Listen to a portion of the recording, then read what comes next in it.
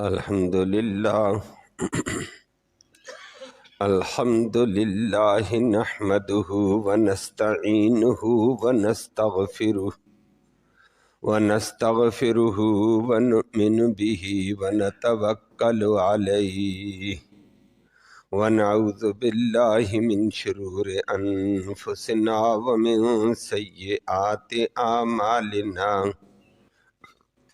ومن يهده الله فلا مضل له ومن يضلله فلا هادي له ونشهد أن لا إله إلا الله وحده لا شريك له لا مثل له ولا مثال له ولا مثيل له ونشهد أن سيدنا وسندنا ومولانا محمدا عبده ورسوله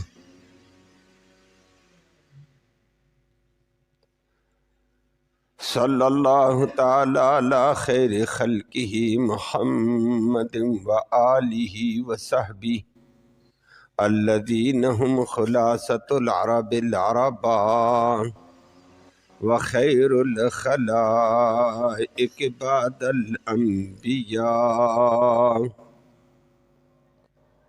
أما بعد فأعوذ بالله من الشيطان الرجيم بسم الله الرحمن الرحيم إلا تنصروه فقد نصره الله إذ أخرجه الذين كفروا صدق الله العلي العظيم وبلغنا رسوله النبي الأمي الكريم ونحن على ذلك لمن الشاهدين والشاكرين والحمد لله رب العالمين.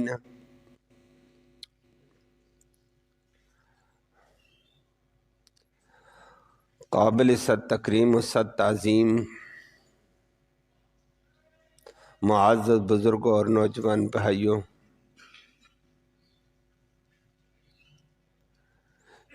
ساری دنیا، ساری کائنات، بلکہ کائنات کا ذرہ ذرہ اللہ اور اللہ کی قدرت کا محتاج ہے۔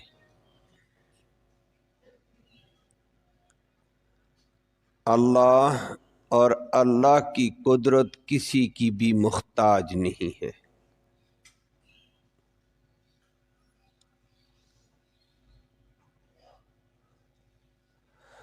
کائنات کی ہر چیز،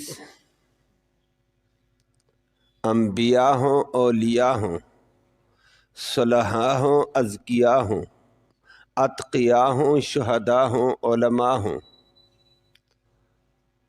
کوئی اصحاب ثروت ہو، اصحاب دولت ہو، یا اصحاب آلات و اوزار ہو، سب دنیا اللہ اور اللہ کی قدرت کی محتاج ہے، اور وہ رب کریم کسی کا بھی محتاج نہیں ہے۔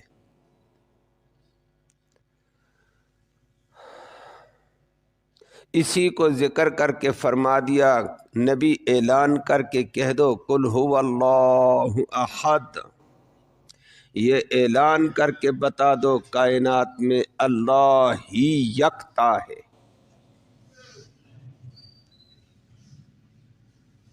کہ ایسی ذات جو کسی کی محتاج نہیں، وہ ایک اللہ ہی ہے، باقی دنیا ساری کی ساری اس اللہ کی محتاج۔ اور اللہ الصمد، وہ اللہ رب العالمین بے نیاز، باقی ساری کائنات اس کی نیاز مند ہے، سب اس کے محتاج اور وہ کسی کا بھی محتاج نہیں۔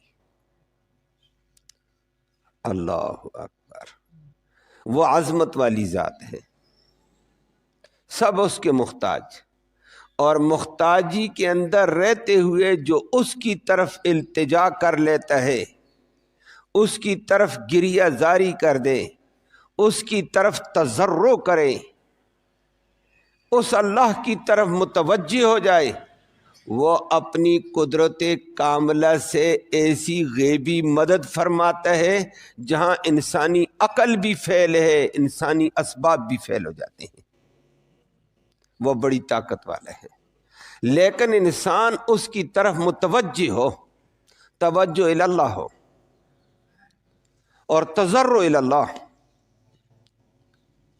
یہ دو باتیں اہم ہوں گی کہ اللہ ہی کی طرف متوجہ ہونا ہے ہر حال میں، اور عاجزی کے ساتھ گڑ گڑا کر اللہ کی طرف متوجہ ہونا ہے۔ پھر عاجزی اور تضرع کے اعتبار سے جب اللہ کی طرف متوجہ، اللہ کی ایسی مدد آتی ہے، ایسی رحمت آتی ہے جو انسانوں کی عقل میں بھی نہیں آتی ہے۔ وہ ایسے اسباب سے، ایسے غیب کے خزانوں سے مدد فرماتا ہے۔ اللہ اپنی طرف توجہ کی توفیق نصیب فرمائے۔ آج انسانوں میں یہ فقدان ہے، مسائل آتے ہیں توجہ الی اللہ نہیں ہے، دائیں بائیں توجہ ہے، بٹ گئے ہیں۔ اللہ کی طرف تضرع نہیں ہے، گریہ زاری نہیں ہے، عاجزی کر کے رونا نہیں ہے، مسائل حل کہاں سے ہوں گے؟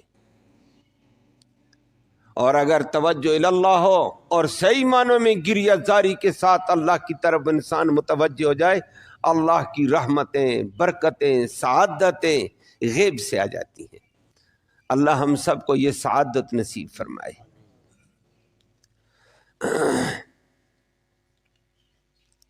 روایت میں آتا ہے، روایت لمبی ہے، مختصر۔ حضرت برا بن عازب رضی اللہ تعالیٰ عنہ فرماتے ہیں، ابو بکر صدیق رضی اللہ تعالیٰ عنہ میرے گھر ایک دفعہ تشریف لائے، اور برا بن عازب کہتے ہیں میرے والد عازب رضی اللہ تعالیٰ عنہ سے انہوں نے کوئی اپنی اونٹنی کے لیے زین خریدی، سیٹ خریدی، اور پھر بعد میں مجھے کہہ دیا، عازب کو کہا کہ برا کو میرے ساتھ آگے تک لے جائے۔ تو میرے والد نے کہا ضرور، میں بھی حاضر، بچہ بھی حاضر ہے، آپ عظیم آدمی ہیں، لیکن ایک بات ہے، آپ کے حوالے سے ایک بات سنی ہوئی ہے، آج اپنی زبان سے ہمیں سنا کر دل ٹھنڈا کر دو، ایمان تازہ کر دو، اور دل کو سرور مل جائے، وہ حقیقت سنا دو، ہم آپ کے ساتھ جائیں گے، لیکن آپ پہلے ہمیں حدیث سنائیں۔ یہ عظمت والے لوگ تھے، یہ بڑوں سے ملتے بھی تھے تو کہتے دین کی بات کرو، دین کی کوئی وصیت کرو، دین کی کوئی حدیث سناؤ، دل ٹھنڈا ہو جائے۔ آج کل ہماری ملاقاتیں ہوتی ہیں لغویات اور بکواسات اور ایک دوسرے پر بہتان تراشی کے الزامات ہیں۔ اللہ ہمیں اس ظلم سے محفوظ فرمائے۔ یہ لوگ اصلاح کے در پہ تھے، اللہ نے اس کی اصلاح بھی فرمائی۔ تو انہوں نے کہا کون سی حدیث؟ اس نے کہا جو نبی کریم صلی اللہ علیہ وسلم کے ساتھ مکہ کے غنڈوں کی، مکہ کے اوباشوں کی، مکہ کے سرغنوں کی یلغار کے اندر آپ اور نبی کریم صلی اللہ علیہ وسلم مکہ سے نکل کر ہجرت کا سفر کیا۔ ذرا تھوڑا سا واقعہ آپ کے حوالے سے ہے، وہ سناؤ، غار ثور سے آگے کیا ہوا تھا؟ غار ثور تک ہم نے سنا، اللہ اکبر۔ حضرت ابو بکر صدیق رضی اللہ تعالیٰ عنہ نے پھر کہا اچھا بھائی سن لو حدیث، اور تمہیں یہ بتانا چاہتا ہوں کہ اللہ کی طرف متوجہ ہو جاؤ گے، اللہ کی مدد آئے گی۔ آج ہمارے اندر اس بات کی کمی ہے، اللہ کی طرف تضرع کرو گے، اللہ کی نصرت آئے گی۔ تو حضرت ابو بکر صدیق رضی اللہ تعالیٰ عنہ فرمانے لگے،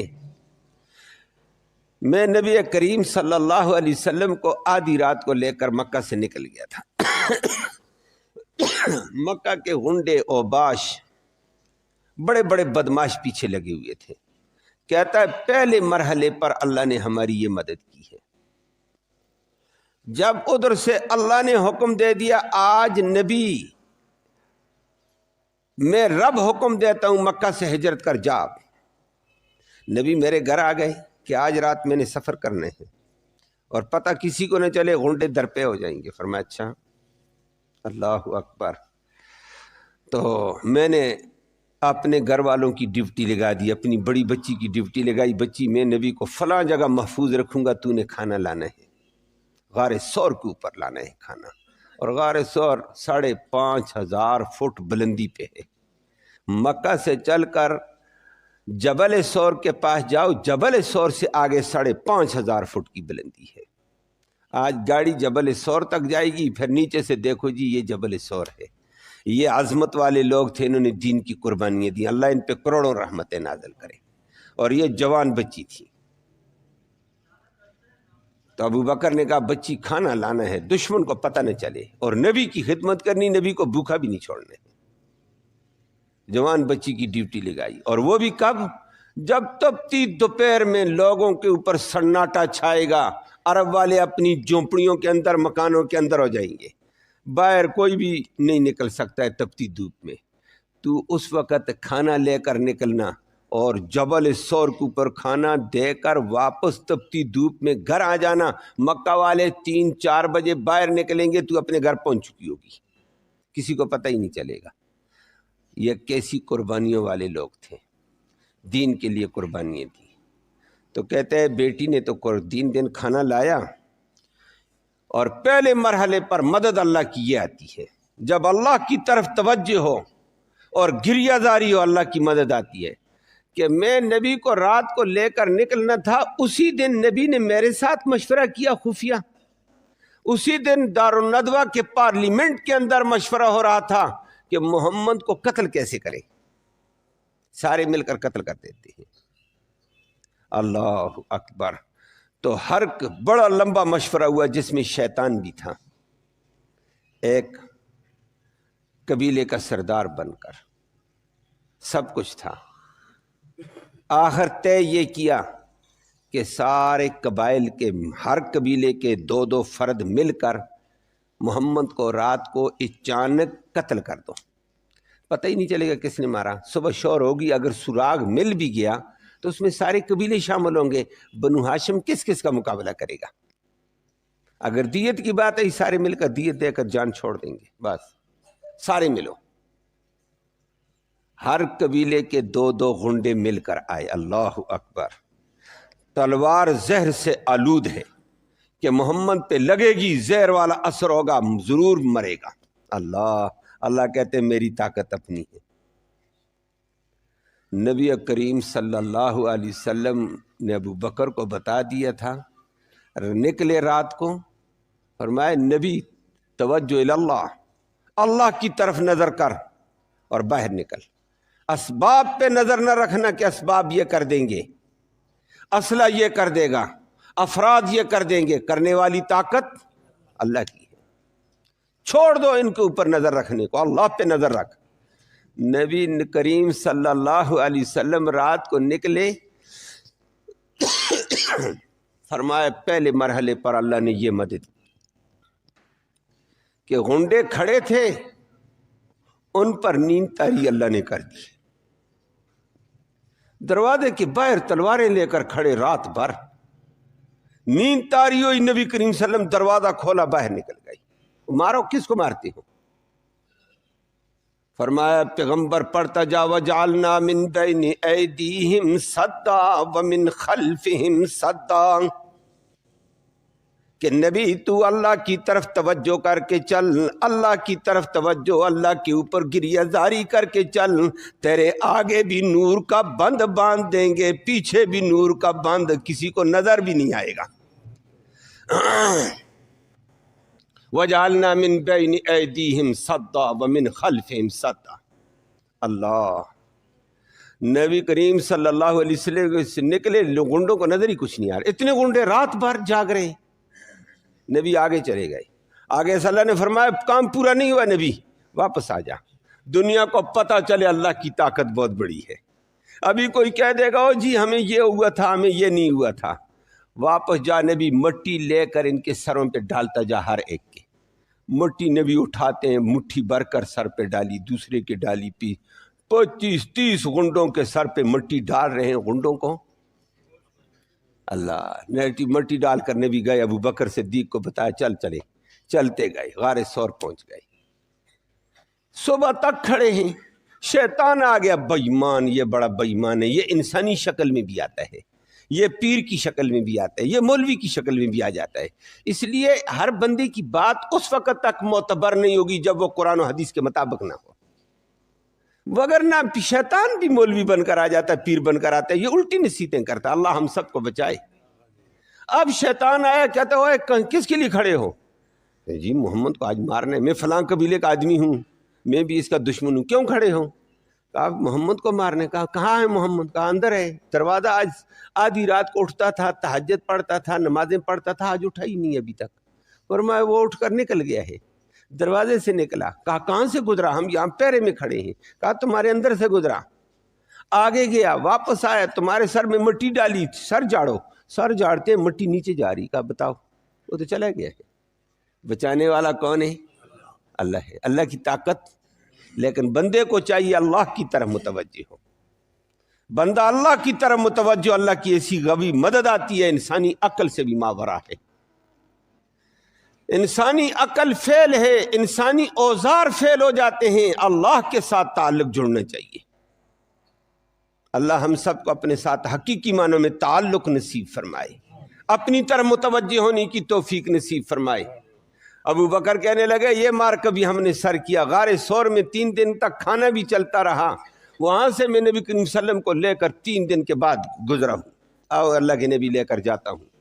عامر بن فہرہ اپنے غلام کو کہا تم اونٹنیاں چراتے چراتے آگے آ جانا، صبح کے وقت ہمارے پاس سحری کرنا اور دودھ نبی کریم صلی اللہ علیہ وسلم کو میسر ہو، دن کو پھر ہم سے دور ہو جانا، جہاں چراگاہ ہے وہاں چراتے چراتے رات کو آ جانا آگے فلاں جگہ، رات کو نبی کو دودھ میسر ہو۔ اللہ ابو بکر تیرے اوپر کروڑوں رحمتیں کریں۔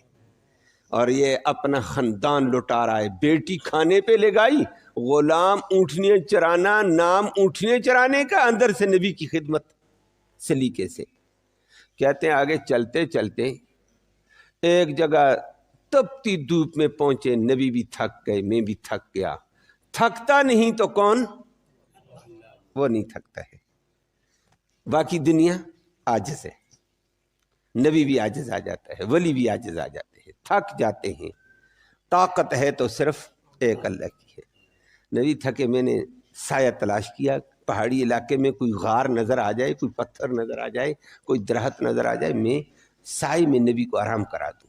مجھے ایک بڑی چٹان نظر آئی ایک پہاڑ کی، میں نے کہا اس چٹان کا سایہ پلٹا ہوگا، میں وہاں لے کر گیا، بستر بچھایا، جگہ پلین کر کے، چمڑے کا بستر تھا، مسلح چمڑے کا، مسلح ہوتے تھے نا پہلے، ادھر بھی ہوتے تھے، ابھی تک ہوتے تھے، وہ بچھا دیا میں نے، نبی کو عرض کیا اللہ کے نبی چھوٹا سرانہ بھی تھا، دے دیا آرام کرے، میں خود پیرے کے لیے ادھر جاتا ہوں، ادھر جاتا ہوں، ادھر جاتا ہوں کہ کوئی دشمن ٹو لگا کر میرے نبی تک نہ آئے، میں پیرا دے رہا ہوں۔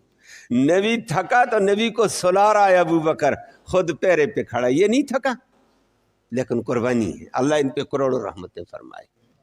تو ابو بکر صدیق فرماتے ہیں اسی دوران میں نے دیکھا ایک گھڑ سوار گھوڑے پر غبار اڑاتے ہوئے آیا، میں نے کہا ہو، جس کا خطرہ تھا وہ ہو گیا، بندہ تو آ گیا اور ہمارے قریب آ گیا۔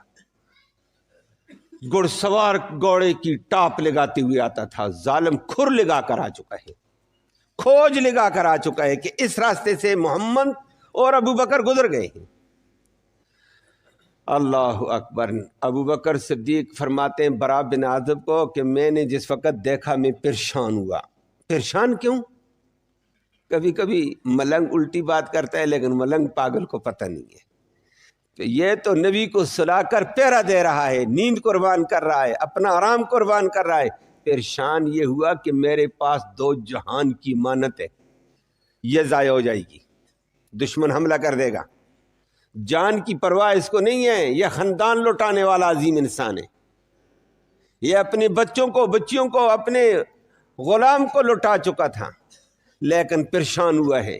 اللہ اس وقت نبی کو کہا ہے اللہ کے نبی دشمن آ گیا ہے، اور دشمن بھی بڑا ہو، عرب کا بدماش سردار اور غنڈہ سراقہ بن مالک بن جوشم بڑے گھوڑے پر آیا۔ اللہ کے نبی، میں نے یہ کہا، اللہ کے نبی نے فرمایا یا ابا بکر لا تحزن، پریشان نہ ہونا۔ کیفا، تو پریشان ہوگا کیا؟ الاثنین ثالثہما اللہ، دو ہمیں تیسرا میرا رب ہے، ہمارا کوئی کیا بگاڑے گا؟ پریشان نہ ہونا، اللہ ثالثہما، ان دو کا تیسرا اللہ ہے۔ کہتے نبی کریم صلی اللہ علیہ وسلم چپ کر کے اپنی نماز شروع کر دی۔ اللہ، کیا شروع کر دی؟ نماز۔ مشکل وقت میں بھی نبی کدھر؟ نماز میں۔ ہر حالت میں کدھر متوجہ؟ اللہ کی طرف۔ نماز کے ذریعے سے نبی مدد بھی حاصل کرتے اللہ کی، اور اللہ کی مدد آتی اسی سے ہے۔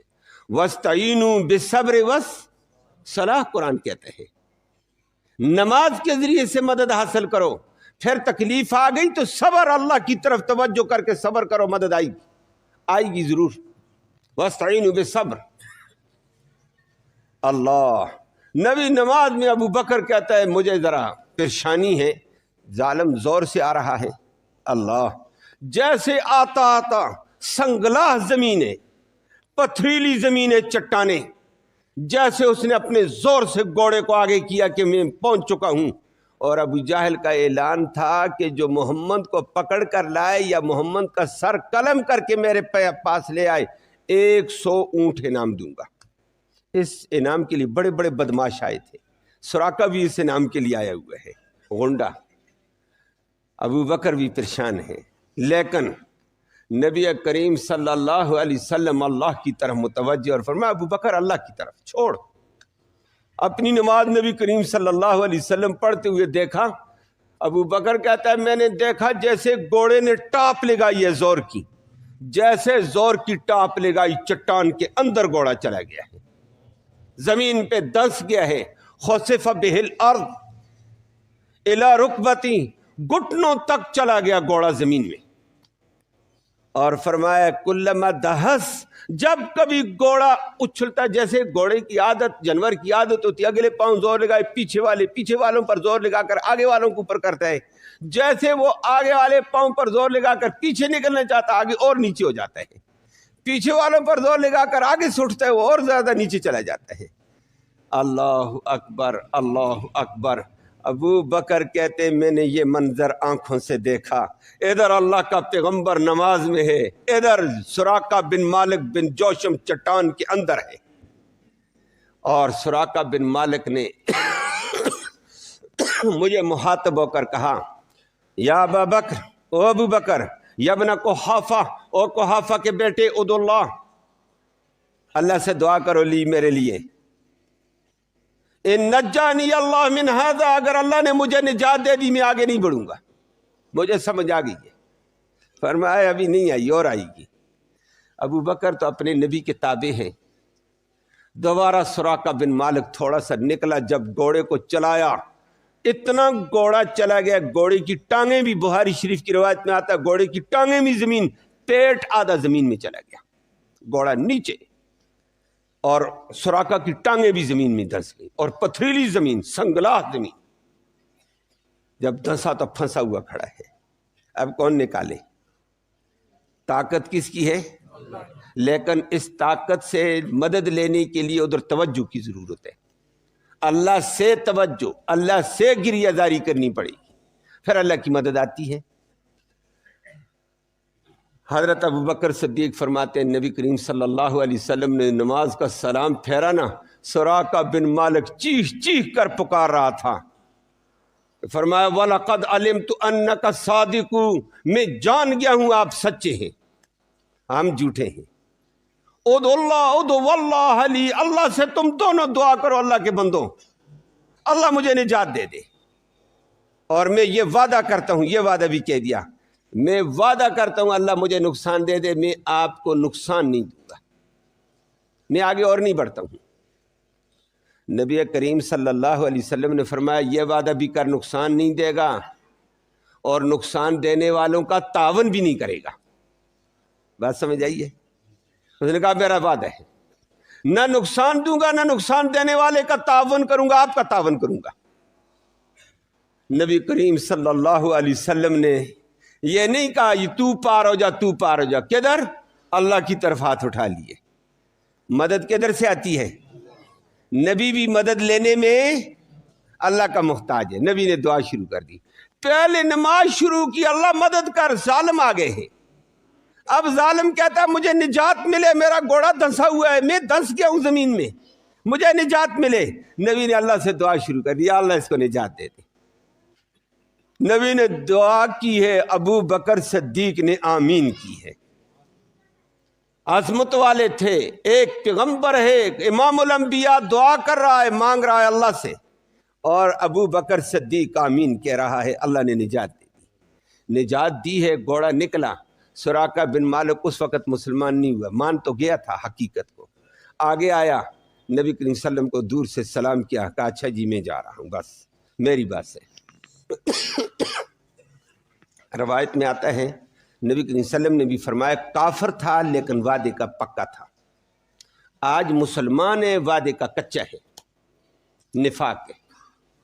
کافر نے کہا تھا میں آپ کا تعاون کروں گا، کافروں کا تعاون۔ اب یہ واپس جا رہا ہے، پیچھے بڑے کھوج لگانے والے اور کافر آ رہے ہیں۔ اب یہ کہتا ہے کہ اس راستے میں محمد نہیں ہے، جھوٹ ہے۔ بات سمجھ آ رہی ہے؟ یہ جھوٹ تھا، کافر ہو کر جھوٹ نہیں بولتے تھے۔ بھئی سیدھی بات کرو۔ آج ہمارا حال کیا ہے؟ ایمان ہی نہیں ہے، جھوٹ کے اوپر جھوٹ، جھوٹ کے اوپر جھوٹ، مشین ہی جھوٹ کی لگی ہوئی ہے ہر طرف۔